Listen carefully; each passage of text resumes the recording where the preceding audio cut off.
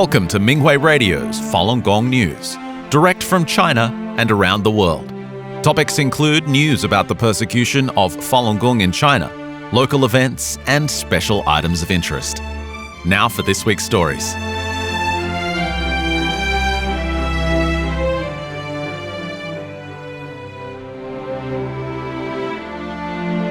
A notice from the Falun Dafa Association. The Falun Dafa cultivation practice is sacred and solemn. Every practitioner should regard Dafa as their teacher, hold oneself to a practitioner's Qinqing standard, and walk one's path righteously at all times. When clarifying the truth or telling others about Dafa, and this includes promoting Dafa books and the like, individual practitioners must not conduct activities in the name of Master, as no one is worthy of doing so.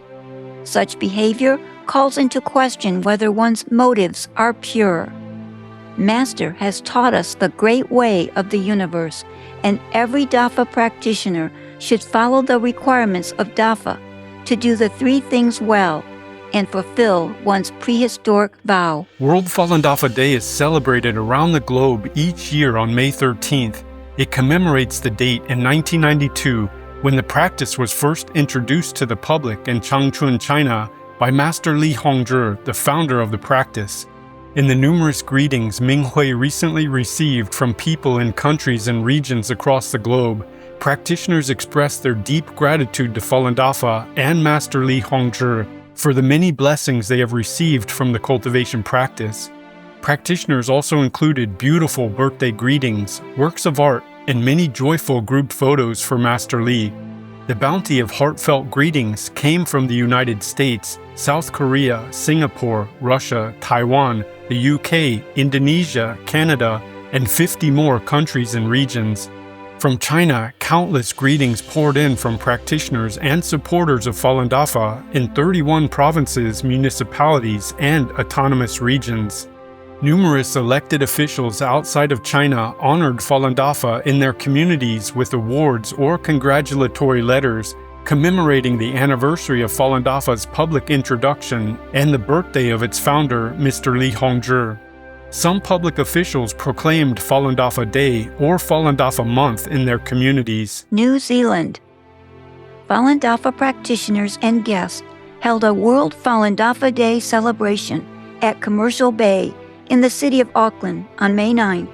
Many people stopped to take in the exercise demonstration, performances by the Tian Guo Marching Band, Waist Drum Team, and Dragon Dance Team. Wendy Sao, Ekrana Wiwi, the adopted daughter of Maori chief, helped organize the celebration and spoke at the rally.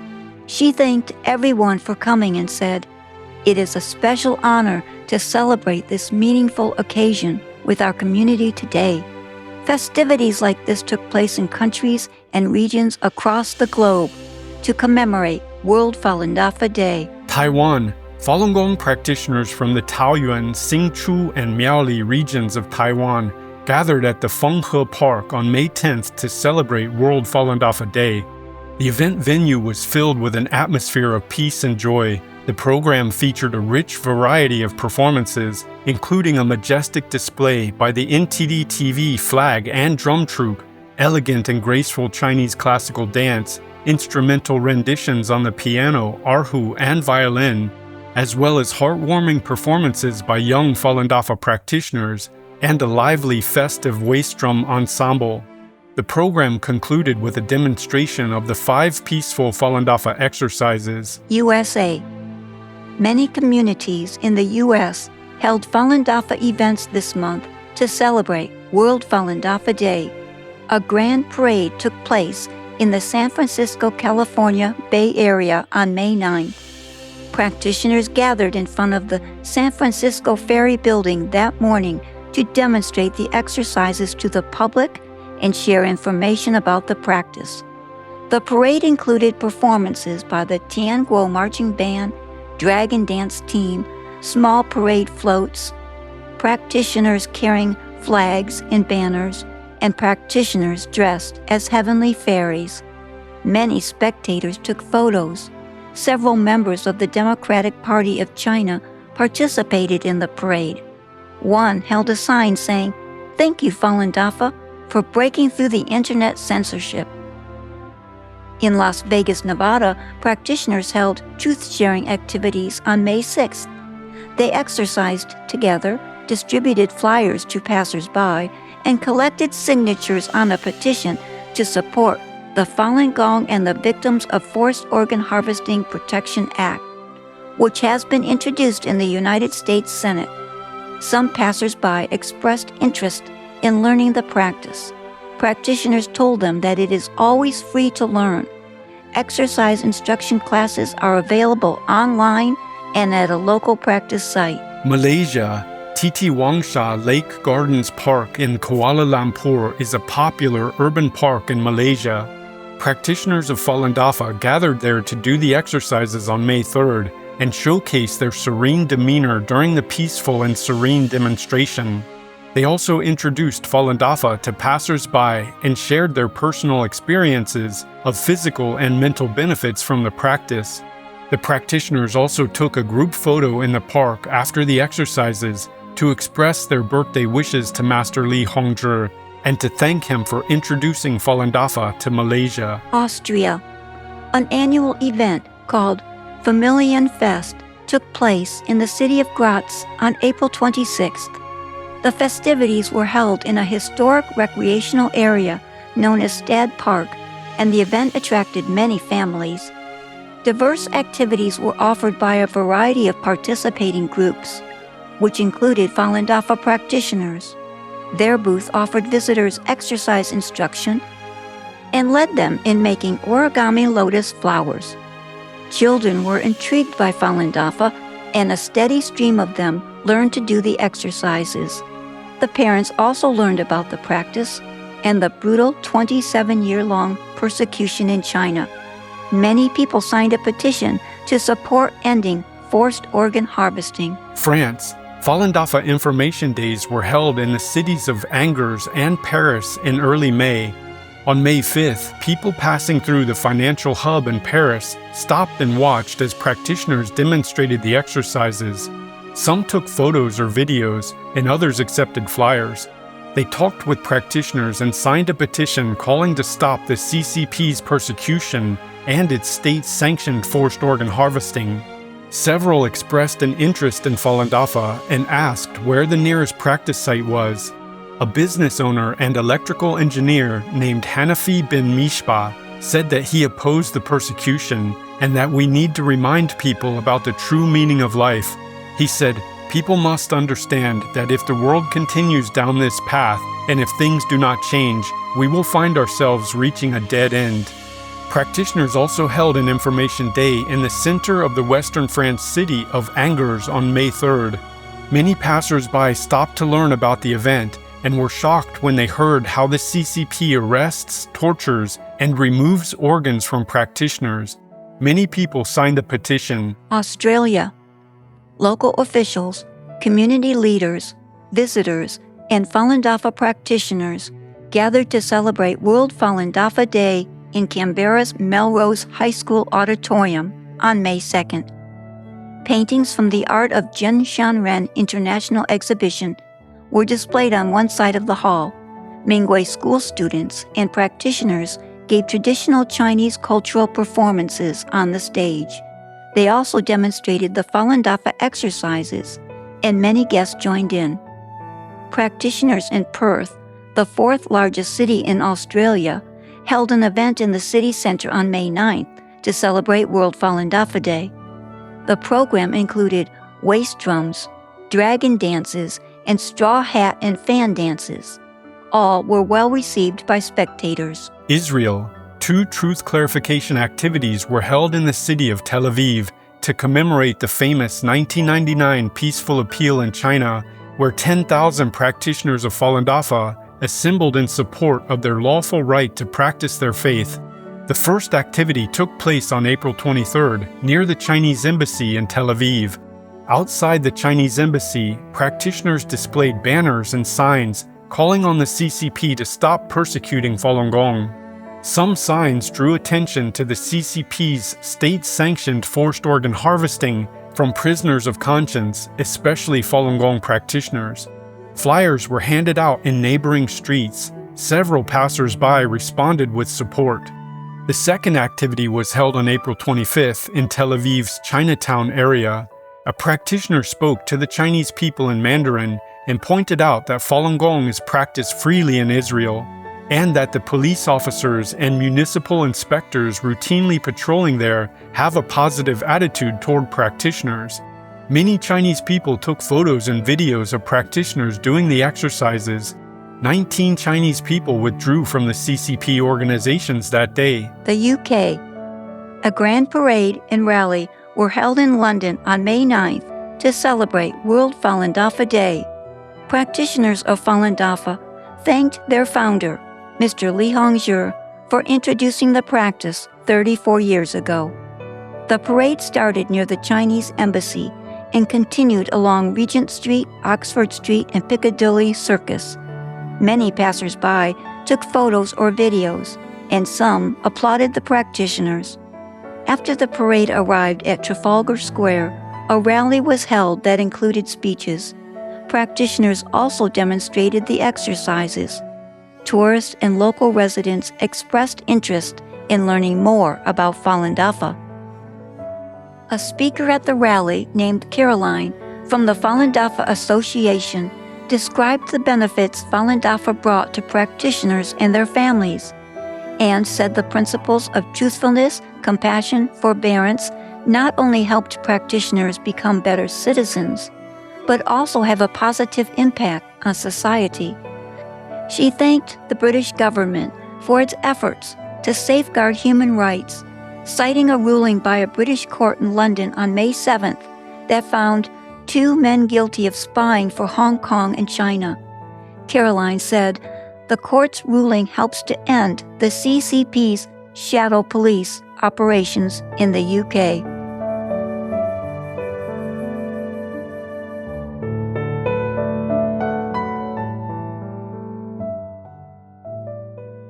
The following are selected cases of persecution of Falun Gong practitioners in China.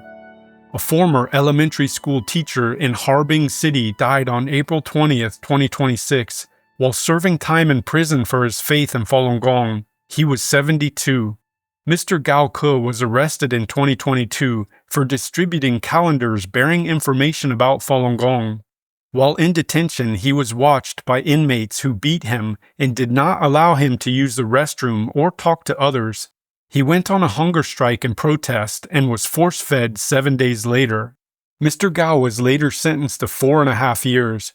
Due to torture and abuse in Tai Lai prison, Mr. Gao suffered a mental breakdown. After the persecution began in July 1999, Mr. Gao held firm to his faith in Falun Gong and was repeatedly targeted. His latest arrests and subsequent prison sentences were preceded by 14 prior arrests, which resulted in 5 terms of forced labor.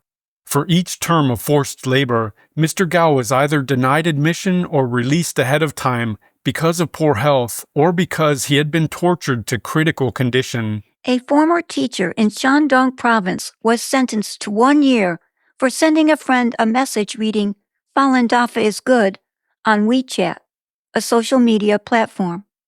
Mr. Peng Jiwa, around 50 years old, was arrested last year after the internet police in Yinan County discovered his WeChat message. The officers took him to a detention center and tortured and interrogated him. Mr. Peng's family was not notified of his indictment or trial. Only recently were they told about his secret prison sentence for, quote, using a cult organization to undermine law enforcement, unquote, the standard pretext used by the Chinese Communist regime to frame and sentence Falun Gong practitioners. This is not the first time that Mr. Peng has been targeted for practicing Falun Gong. During the Beijing 2008 Olympics, Mr. Peng was given 1 year of forced labor. After he was released, he faced constant harassment from the police. A 49-year-old man in Liaoning province completed a 2-year prison term last July for his faith in Falun Gong. Mr. Chao Yang was arrested in 2023 and put in a detention center. He was beaten by the police, and he suddenly had pancreatitis that night and passed out due to pain. A month later, the district procuratorate issued indictments against Mr. Chao. One accused him of being stubborn in his faith, but failed to include any facts regarding his arrest. A new indictment was issued the next day to add evidence against him, including the 2 Falun Gong books confiscated from his rental place, and the solemn declaration found on his social media chat records.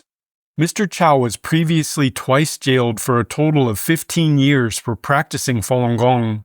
Mr. Chao is not the only person in his family who has been targeted for practicing Falun Gong. His wife, Miss Hui Liqi, and his parents, Mr. Chao Guangfu and Miss Zhao Ming, have all been arrested for their faith. A 76-year-old woman from Hubei province was injected with toxic drugs while detained for her faith in Falun Gong. The detention center drew 2 large tubes of Ms. Deng Tianyu's blood and injected her with unidentified experimental drugs. She convulsed after the injection and rolled around on the floor in excruciating pain. She was in agony for more than 2 months. Shortly after Ms. Deng was transferred to Hankou prison to serve a 5-year term, she continued to be subjected to involuntary drug administration and torture. In 2022, under the instigation of the prison guards, the inmates force-fed Ms. Deng feces. After she was released in October last year, the authorities continued to harass her on a regular basis. Her pension was also suspended. Ms. Deng still suffers weakness in her limbs and struggles to take care of herself after what was done to her in prison.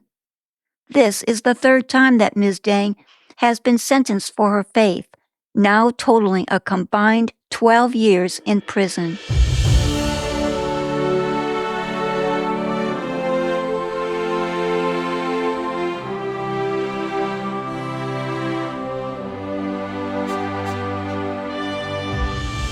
Documentary exposes dark reality of live organ harvesting screened in Taiwan. The documentary film State Organs was shown on April 25th at National Chung Sing University. Although the university received threatening emails before the event proceeded as planned. Nearly 400 people were in attendance to learn about this long-concealed issue. Taichung City Councilor Huang Shoutao attended the screening and said, "The more people know the truth, the more powerful it becomes." He said that State Organs is having exactly that kind of impact. Many people have questioned whether live organ harvesting by the CCP is real and whether it has anything to do with them, but the documentary, he noted, presents solid evidence proving that it is real. He explained, over the past few years, there have been events such as police brutality in Hong Kong and various developments related to China's Belt and Road Initiative. When viewed within the broader international context, it makes it clear that the organ harvesting of Falun Gong practitioners is absolutely relevant to all of us. Panelists from different fields shared and discussed their thoughts with the audience and called for those present to spread the truth. Panelist and renowned forensic expert Cao Ta-chung stated, "Chinese doctors use organs from living people to conduct organ transplant surgeries. Such surgeries inevitably carry extremely high failure rates, yet they continue to promote them through false propaganda." He also mentioned hearing reports that the CCP had conducted large-scale blood and health testing on elementary and middle school students, after which many children reportedly disappeared, leading people to suspect that the testing was preparation for organ matching. Mr. Cao believes that the CCP's moral decay is the root of the problem. He explained, "There is no humanity, no ethical foundation, and no compassion, but only struggle between people. An education system like that is destined to fail. A country that has lost its morality is disliked throughout the world." Clinic director Dr. Cao Chai-chun said he was deeply shocked after watching the film, as legislation aimed at stopping organ harvesting is currently in progress in Taiwan. Dr. Cao believes that it requires greater public support so that legislators and local councilors understand the importance of supporting such bills. He continued, "We must step outside our comfort zones and continue spreading accurate information to influence those who are indifferent or unconcerned about this issue. Spreading the truth is our responsibility. We should be more courageous and more willing to share the truth. Good people," he added, "should not remain silent." Elected officials in Canada state transnational repression will not be tolerated. Global Affairs Canada, GAC, the Canadian government department responsible for managing the country's diplomatic relations, issued a response on May 8th to reports of recent interference targeting Shenyang performing arts in Canada. It said, Global Affairs Canada is aware of the very troubling bombing and mass shooting threats that targeted Shenyang dance performances across Canada. As a result, GAC officials have contacted the Royal Canadian Mounted Police and Public Safety Canada, and an investigation was already underway. The GAC response continued, Canada will never tolerate acts of foreign interference or transnational repression against its citizens or those in Canada. It pointed out that Canada has made countering transnational repression a priority and done so to raise awareness of these malign tactics and to advance a coordinated international response. This official response was to a petition submitted to Parliament this past March by Member of Parliament Kelly DeRider. After Shenyang began its tour in Toronto on March 28th, the third scheduled performance, originally set for March 29th at the Four Seasons Center for the Performing Arts, was canceled by the venue after it received a bomb threat via email from a Chinese account. Although the Toronto Police Service investigated the matter and confirmed that the threat was baseless, the theater nevertheless decided to cancel the remaining 5 performances scheduled through April 5th. Bomb threats sent via email from the same account were also sent to the venue hosting Shenyang performances in Vancouver. After the Vancouver Police Department confirmed that the threats were not credible, the Queen Elizabeth Theatre in Vancouver chose to proceed with its scheduled performances from April 8th to April 12th, as planned. 19 Canadian MPs from across party lines gathered on Parliament Hill in Ottawa on May 5th to celebrate World Falun Dafa Day in the face of continuous, escalating threats, coercion, and acts to undermine Shenyang performing arts. More and more Parliament members have spoken out publicly to condemn the CCP's transnational repression and called on the government to take more powerful measures.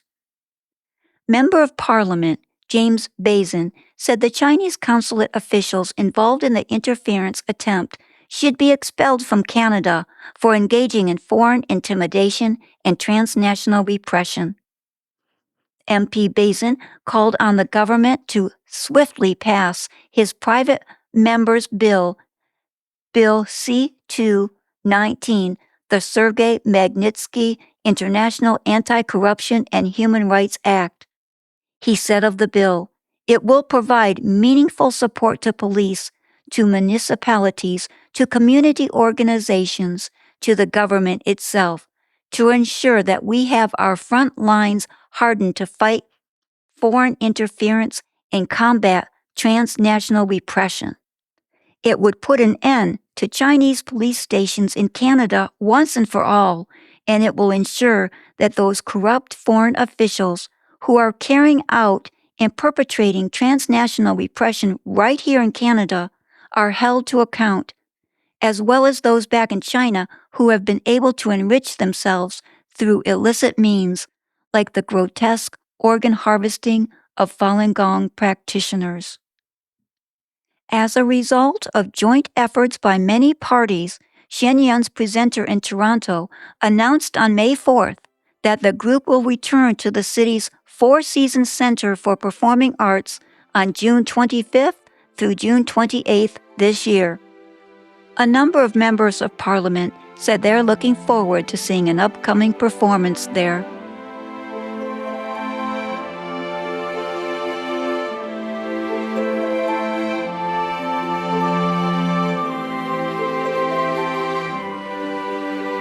Thank you for listening to the Minghui Radio Podcast.